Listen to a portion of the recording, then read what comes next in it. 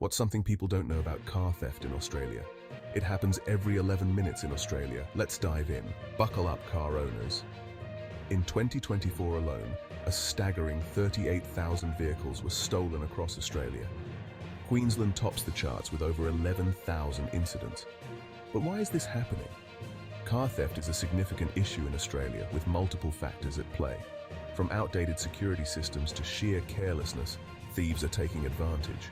But don't panic. There are ways to protect your ride. First, consider installing a code-safe engine immobilizer. It's a simple step that can make all the difference.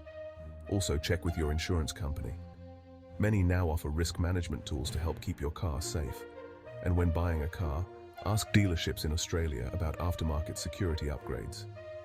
Car theft isn't just about losing your vehicle, it's about the stress and inconvenience that follow.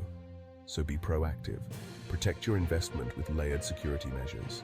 Remember, it only takes 11 minutes for another car to vanish in Australia. Don't let it be yours. Stay safe, Australia.